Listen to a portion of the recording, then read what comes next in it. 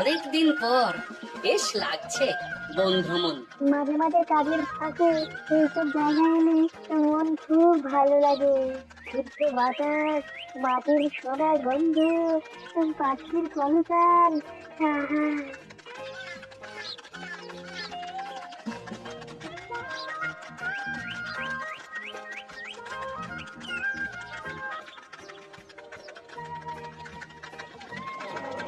মহারাজের রথ থামছে।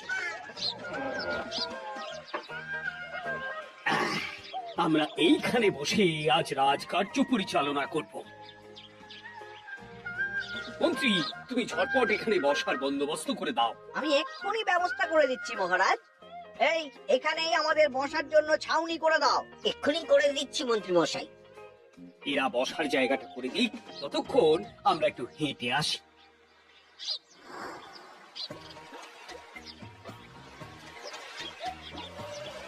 সকালবেলা হাঁটা শরীরের পক্ষে খুব ভালো মহারাজ।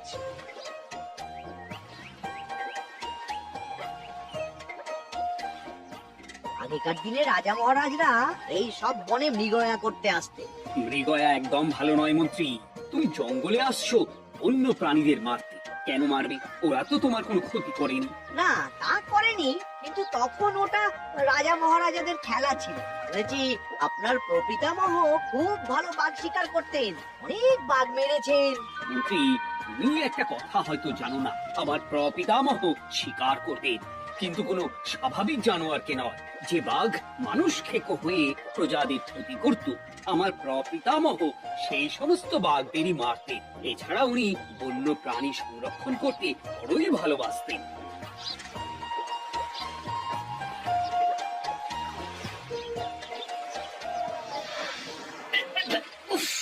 এটা আবার কি?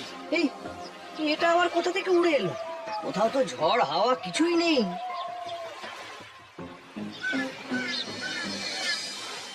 একটা ধাঁধা মহারাজ, এই কাগজে লেখা। ধাঁধা পড়ো দেখি।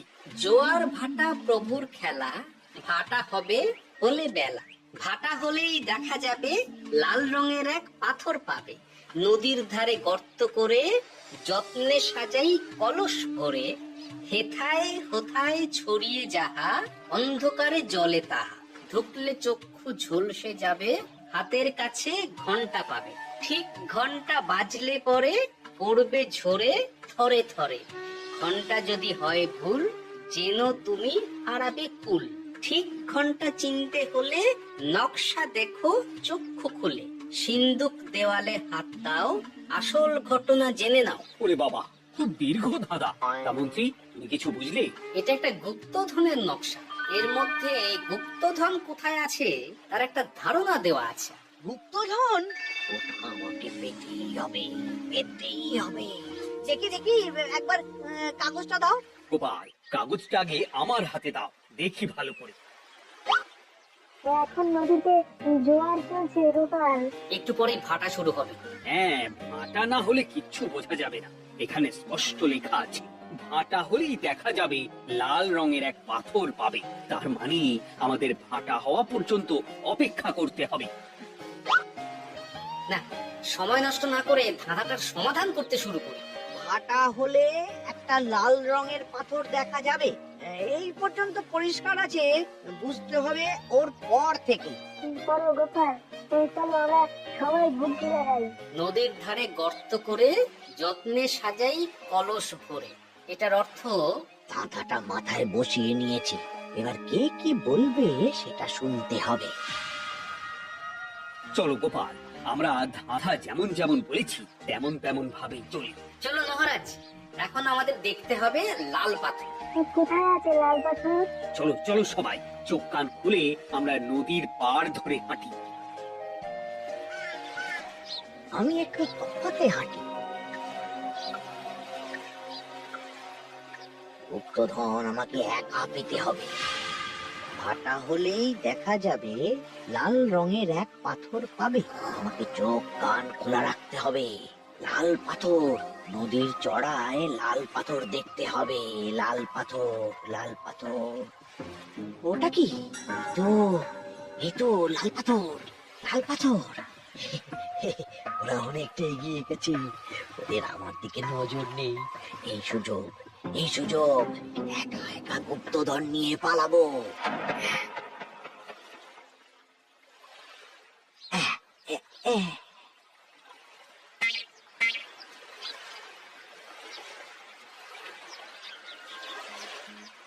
কি গো, আমরা তো হেঁটেই চলেছি, লাল পাথর তো কই দেখতে পাচ্ছি না। আরেকটু হাঁটতে হবে মহারাজ, গুপ্তধন বলে কথা, ওকে আর সহজে ধরা দেয়? সেটা অবশ্য সঠিক কথা। আচ্ছা, আমরা সবাই তো আসছি হেঁটে হেঁটে, মন্ত্রী মশাই গেলেন কোথায়? উফ, কি যে ঘটে! সত্যি তো, মন্ত্রী কোথায়? ও সেনাপতি, মন্ত্রীকে দেখেছো? ওই না তো মহারাজ। তাহলে কোথায় গেলেন মন্ত্রী মশাই? এই জঙ্গলে বাঘ ভাল্লুক আছে, শেষে কিনা বাঘে নিল। হায় হায় হায়, মন্ত্রী গিন্নির কাছে আমি কি মুখ দেখাবো? হুম হুম, বাঘ ভাল্লুকের পেটে যাবার লোক তো মন্ত্রী মশাই নন। ও গোপাল, কি ভাবছো? কিছু তো একটা বলো। এখন আমাদের মন্ত্রী মশাইকে খুঁজতে হবে। তবে মন্ত্রী মশাই বাঘ ভাল্লুকের পেটে যায়নি। তুমি নিশ্চিত হচ্ছ কি করে? অত পেঁচালা মানুষকে বাঘ ভাল্লুক গন্ধ শুকেই ছেড়ে দেবে, হজম করতে পারবে না। না না না, এখন রসিকতা করার সময় নয়, আমাদের মন্ত্রীকে খুঁজে বার করতেই হবে। কোথায় গেল মন্ত্রী? চলো চলো, গুপ্তধন মাথায় থাক, চলো মন্ত্রীকে খুঁজি। আহ, মন্ত্রী কোথায় গেল কে জানে। একবার পুরো ধাঁধাটা ঝালিয়ে নি। ভাটা হলেই দেখা যাবে লাল রঙের এক পাথর পাবে। ভাটা হয়েছে, লাল রঙের পাথরের মাথায় চাপ দিয়ে গুহার মুখও খুলেছি। এবার এবার নদীর ধারে গর্ত করে যত্নে সাজাই কলস ভরে। এটাই তো ঠিক বুঝতে পারছি না।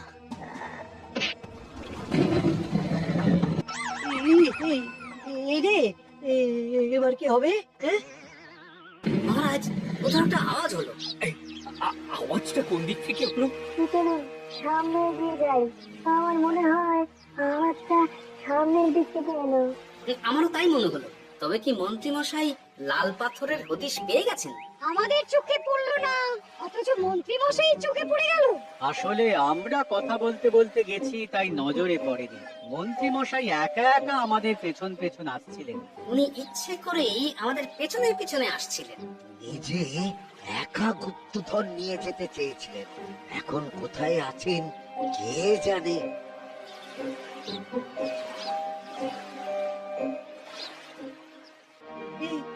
অন্ধকারে কিছু দেখতে পাচ্ছি না তো। ধাঁধাতে কি ছিল? হ্যাঁ, কি ছিল? হেথায় হোথায় ছড়িয়ে যাহা, অন্ধকারে জলে তাহা, ঢুকলে চক্ষু ঝলসে যাবে, হাতের কাছে ঘন্টা পাবে। পেয়েছি পেয়েছি, ঘন্টা ঘন্টা ঘন্টাটা পেতে হবে। ঘন্টাটা ঘন্টাটা ঘন্টা। ভাটা হলেই দেখা যাবে লাল রঙের এক পাথর পাবে, নদীর ধারে গর্ত করে যত্নে সাজাই কলস ভরে, হেথায় কোথায় ছড়িয়ে যাহা, অন্ধকারে জলে তাহা, ঢুকলে চক্ষু ঝলসে যাবে, হাতের কাছে ঘন্টা পাবে। ঠিক ঘন্টা বাজলে পরে পড়বে ঝরে থরে থরে, ঘন্টা যদি হয় ভুল যেন তুমি হারাবে কুল। ঠিক ঘন্টা চিনতে হলে নকশা দেখো চক্ষু খুলে, সিন্দুক দেওয়ালে হাত দাও, আসল ঘটনা জেনে নাও। এবারে ভালো করে ঠান্ডা মাথায় ভাবতে হবে। ভাটা হলেই দেখা যাবে লাল রঙের এক পাথর পাবে। সেই লাল পাথরটাই তো খুঁজে পাওয়া যাচ্ছে না, অথচ মন্ত্রী মশাই খুঁজে পেলেন। আওয়াজটা কোথা থেকে আসছিল? এই কাছে পিঠে এই কোথা থেকে আওয়াজটা আসছিল।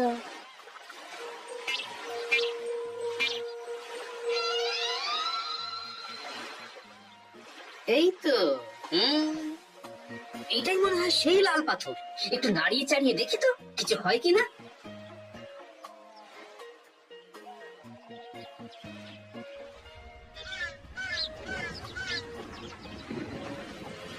এই তো, কাজ হয়েছে। এই তো সুড়ঙ্গ। আপনারা নিচে নামুন।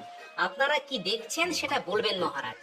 সবাই যদি নেমে যাই, যদি কোনো কারণে সুড়ঙ্গের মুখ বন্ধ হয়ে যায়, তাহলে আর আমরা বাইরে বেরোতে পারবো না মহারাজ। গোপাল ঠিকই বলেছে, আমরা দুজন বাইরে থাকি। মহারাজ আর একটা কথা, কোনো ঘন্টায় হাত দেবেন না, মনে আছে তো? ঘন্টা যদি হয় ভুল, যেন তুমি হারাবে কুল। ওরে বাবা, এই বয়সে আর কুল হারাতে চাই না। ঠিক আছে, তোমার কথাই অক্ষরে অক্ষরে পালন করব। দেখি এই সুরঙ্গে মন্ত্রী মশাইকে দেখতে পাই কিনা। চলুন মহারাজ, সুরঙ্গে নামি। সবাই সাবধানে নামো।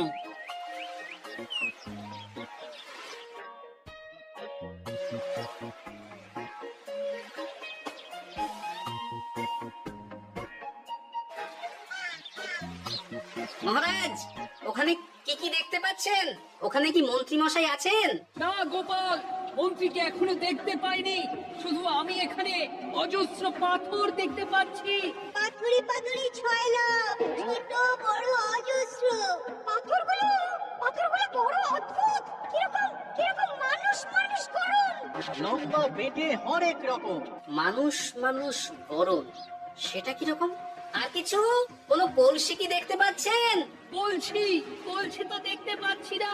মহারাজ, কলসি থাকতেই হবে, কারণ ধাঁধায় লেখা আছে নদীর ধারে যত্ন করে যত্নে সাজাই কলস ভরে। গর্তটা আসলে হলো সুড়ঙ্গ, কিন্তু কলস। মহারাজ, মহারাজ, এইদিকে এইদিকে একটা কলসের মতো কি যেন আছে। এইদিকে আসুন, এইদিকে এইদিকে।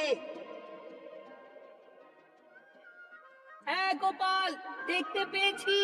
এবার আমি যেরকম যেরকম বলবো সেই রকম সেরকমই করবেন। আমি বিজ্ঞানীকে নদী থেকে জল তুলে পাঠিয়ে দিচ্ছি। পাত্র কোথায় পাবে? আমাদের জল খাবার যে পাত্র আছে সেটা আনতে লোক পাঠাচ্ছি। ঠিক আছে। শুধু একটা কথা বলছি, আপনারা কেউই সুড়ঙ্গের ভেতরে কোনো কিছুতে হাত দেবেন না। কেন গোপাল? সব পরে বলবো, এখন আমি যা বলছি সেটা শুধু মনে রাখুন। সুড়ঙ্গের ভেতরে কিছুতে হাত দেবেন না। ঠিক আছে। প্রহরী, তুমি যাও, যেখানে আমাদের বসবার আয়োজন করা হয়েছে সেখানে গিয়ে একটা জলের পাত্র নিয়ে নদী থেকে জল ভরে নিয়ে এসো। গোপাল, মন্ত্রী মশাই কোথায় গায়েব হয়ে গেলেন?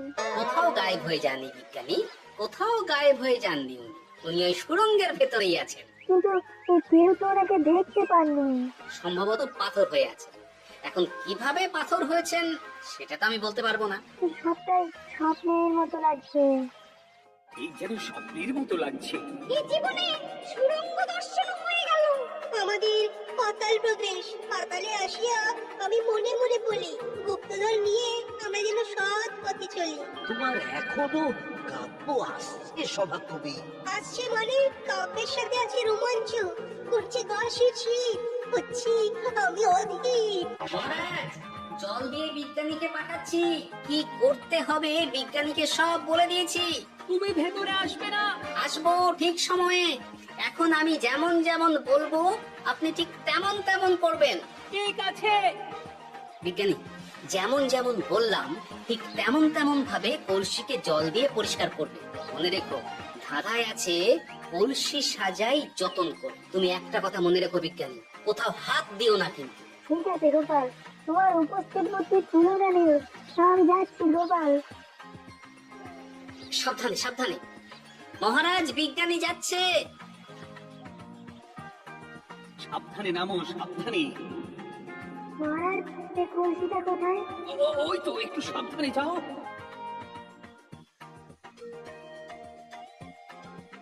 বিজ্ঞানী, কলসির দেখা পেয়েছো? পেয়েছি পেয়েছি পেয়েছি। এবারে কলসিটাকে ভালো করে জল দিয়ে ধুয়ে দাও। কলসির আলোয় সুড়ঙ্গ আলোকিত গোপাল। এরপর কি? ভালো করে দেখুন মহারাজ, কোথাও ঘন্টা দেখতে পাচ্ছেন কিনা? ঘন্টা? একটা তো নয়, সার সার ঘন্টা, অনেকগুলো ঘন্টা। সাবধান, ঘন্টায় হাত দেবেন না, শুধু দেখুন।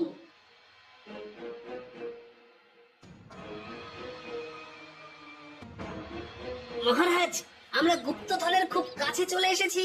তাই নাকি? কি মজা কি মজা, এবার খাবো ক্ষীরের গজা। কবি চুপ করো, এখনো আমরা গুপ্তধন পাইনি। আমার মুখে দাঁড়িয়ে সবগুলো তারা আঁকা। বিজ্ঞানী, কোন ঘন্টায় চাঁদের নকশা করা আছে কি? একটু দেখে বলো না। তা আমি আতস কাজ নিয়েই দেখছি, সব ঘন্টাতে তারা আঁকা। খবরদার, কোন ঘন্টাকেই ছোঁবে না। ঠিক আছে, কোনো কিছু না ছুঁয়ে আমি দেখছি। পেয়েছি গোপাল, চাঁদ আঁকার ঘন্টা পেয়েছি। ওই ঘন্টাটা বাজাও, বাজাও।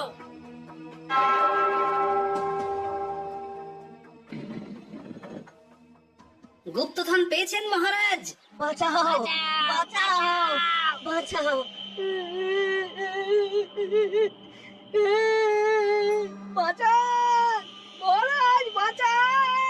বিজ্ঞানী, মন্ত্রী গলা পাচ্ছ না। মহারাজ, আমি পাথর হয়ে আছি, আমাকে মানুষ করুন মহারাজ।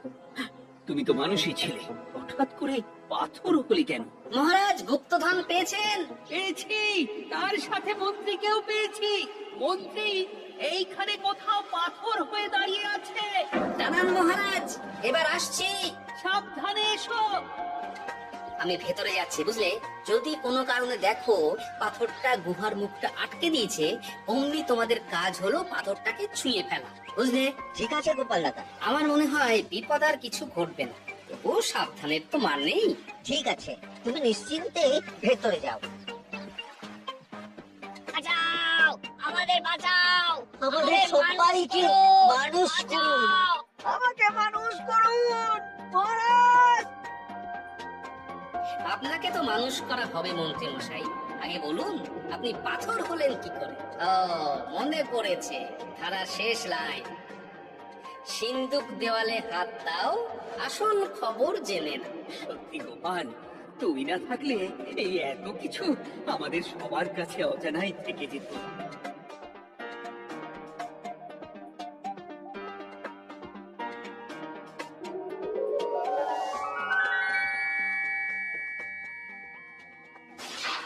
ধন্যবাদ আমাকে মুক্ত করার জন্য। আপনি কে? আমি যক্ষ। আমাকে এই ধন সম্পত্তি পাহারা দেওয়ার জন্য এক ডাকাত দলের সর্দার যক্ষ করে রেখেছিল। আমি 100 বছর ধরে এইখানে যক্ষ হয়ে আছি। আমি তোমার জন্য মুক্ত হলাম গোপাল। এই সম্পত্তি তোমার গোপাল। সম্পত্তি নিয়ে আমি কি করব? আমি এই সব সম্পত্তি মহারাজকে দান করলাম। রাজ্যের অনেক কাজ হবে। তুমি ধন্য গোপাল, তুমি ধন্য। এবার আমার যাবার সময় এসেছে, আমাকে যেতে হবে। যাবার আগে এই পাথরগুলোকে মানুষ করে যান। এরা সব লোভী। আমি আমার সীমিত ক্ষমতায় এই গুপ্তধনের ধাঁধাকে এখানে যারাই ভ্রমণ করতে আসে তাদের হাতে তুলে দিই, কিন্তু কেউ এই ধাঁধার সমাধান করতে পারে না। সবার মনে লোভ কাজ করে, এই লোভ এদেরকে পাথর করে রেখেছে। পাথর হলো কি করে? একটা মানুষ এসে মুখ ভরা লোভ নিয়ে আধা পুরো না জেনে পাথরে হাত দিলেই সে পাথর হয়ে যাবে। আমাদের ভুল হয়েছে, আর লোভ করবো না, আমাদের বাঁচাও। আমাকে মুক্ত করে দিন, আমার খুব ভুল হয়েছে মহারাজ, মুক্ত করে দিন আমায়। তুমি এখানে আগে এসেছিলে, তাই তো আগে এসে ভাবলে নিজেই একা একা গুপ্তধনকে হরপ করে দেবে। এদিকে তোমাকে না দেখতে পেয়ে আমাদের কত চিন্তা হচ্ছিল। যারা লোভী তারা কারো কথা ভাবে না, শুধু নিজের কথা ভাবে। আমাকে আর একটা সুযোগ দিন, আমি আর লোভ করবো না মহারাজ। ও, তোমার কথার কোনো দামই নেই। না মহারাজ, আমাকে আমাকে আর একটা সুযোগ দিয়ে দেখুন, আমি আর লোভ করবো না, আমাকে মানুষ করুন মহারাজ। আমাদের সবাইকে মানুষ করুন, দয়া করে মানুষ করুন। যজ্ঞরাজ, এদের আপনি ক্ষমা করে দিন। ঠিক আছে, তোমাদের আবার মানুষ করে দিচ্ছি।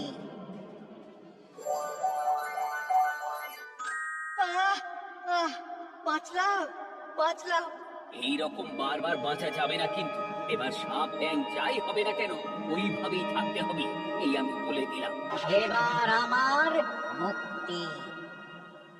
মুক্তি নেবার আগে আরেকটা প্রশ্ন। যে ডাকাত সর্দার তার সম্পত্তিকে রাখার জন্য আপনাকে যক্ষ বানিয়েছিল, এই সম্পত্তি তো তাদের, আমরা তো নিতে পারি না। লোভ বড় খারাপ গোপাল, অতিরিক্ত লোভ মানুষকে পশু করে দেয়। ওই ডাকাত দল এই সম্পত্তির জন্য সবাই কাটাকাটি করে মরে গেছে, কেউ আর বেঁচে নেই। সুতরাং এই সম্পত্তিতে তোমার অধিকার আছে, এই সম্পত্তি তুমি গ্রহণ করো। নিলাম আমি, কিন্তু এই সম্পত্তি মহারাজকে আমি দান করলাম। ডাকাত দল জনগণের সম্পদকে লুটেই তো সম্পত্তি বানিয়েছে, তাই আমি জনগণের কাজে লাগবার জন্যই এই সম্পত্তি মহারাজকে দিলাম। গোপাল, তোমার জয় হোক। এবার তাহলে আমি যাই, তোমরা সবাই সুখে থেকো আর ভালো থেকো। গোপাল, তোমার তুলনা হয় না। তোমার ঋণ আমি কোনোদিন শোধ করতে পারবো না। তুমি কৃষ্ণনগরের জন্য যা করলে তা ইতিহাসে লেখা থাকবে। না মহারাজ, আমি এমন কিছু করিনি, এই কাজ সবাই করবে। জয় গোপালের জয়, জয় গোপালের জয়, জয় কৃষ্ণনগরের জয়। জয় কৃষ্ণ